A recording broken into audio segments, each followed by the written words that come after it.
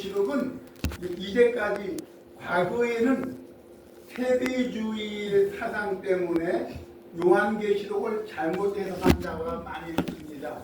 세대주의가 무엇이냐 하면 세대주의는 이 땅의 역사를 6,000년으로 보는 것입니다. 그래서 구약이 4,000년에 끝났기 때문에 신약은 2000년도에 끝난다. 그래서 이제 우리 이제 권사님들은 이런 설교를 좀 그 당시에 많이 들었을 거예요.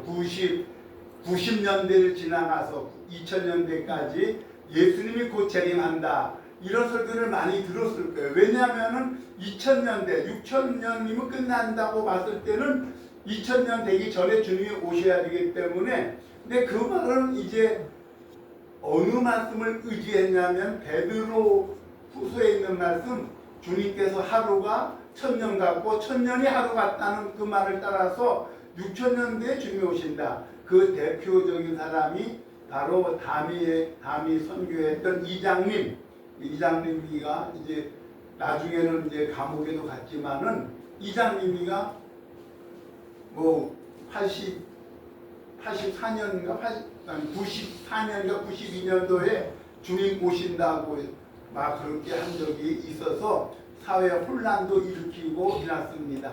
그러던 그 사건이 2000년이 지나고 나니까 세대주의 성경 푸는 거는 잘못된 거구나 이렇게 인식이 돼서 이제 오늘 우리가 2025년을 우리가 살고 있기 때문에 이제 세대주의로 보는 책들은 다 이제 폐기 처분이 되어버렸어요. 또 요한계시록이라든지 구약의 또 다니엘서라든지 이런 것들은 다 이제 폐기 처분되고 올바르지 아니한 것을 우리는 알 수 있습니다.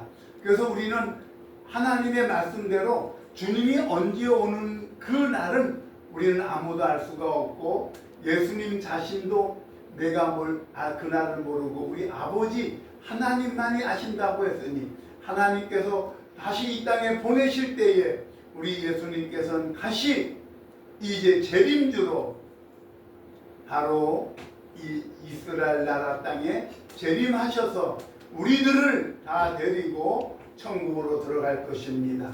우리가 먼저 천국에 갔다면은 우리가 거기서 부활된 몸으로 하나님을 맞이할 것이고 우리 육신이 살아 있었을 때 주님이 오신다면은 우리의 썩을 몸이 썩지 않을 몸으로 변화받아 하나님 나라에 올라갈 줄로 믿는 것입니다. 아멘. 그래서 이 요한계시록은 앞으로 되어질 이 모든 일에 대한 하나님의 계획하심과 하나님의 섭리를 여기에 기록하고 있다는 것입니다. 2절에는 이 요한계시록은 예수 그리스도의 증거라고 했습니다. 요한은 하나님의 말씀과 예수 그리스도의 증거 곧 자기가 본 것을 다 증언하였느니라. 그러니까 사도 요한도 하나님이 보여준 것만 기록했다는 것입니다. 그럼 오늘날 우리가 하나님이 본 것을 봐야 되는데 이것이 하나님부터 왔는지 내 생각으로 왔는지 이거를 우리가 구분을 잘 해야 됩니다. 그래서 하나님도 온 것을 우리는 증거하고 그거를 믿어야 될 것입니다.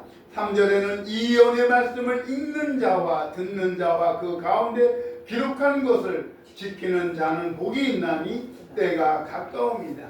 마지막 때가 되면은 될수록 하나님의 말씀을 읽는 것을 어렵게 한다는 것입니다.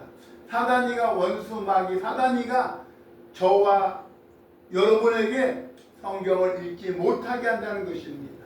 그래서 우리는 항상 깨어서 하나님의 말씀을 읽고 하나님의 말씀을 듣고 그 가운데 기록한 것을 지키는 자가 복이 있는데 요한계시록의 7가지 복 가운데 첫 번째 복이 예언 3복 하나님의 말씀을 읽고 그 다음에 그 말씀을 듣고 그 말씀을 지키는 자에게 하나님께서 귀한 은혜를 주신다는 것입니다.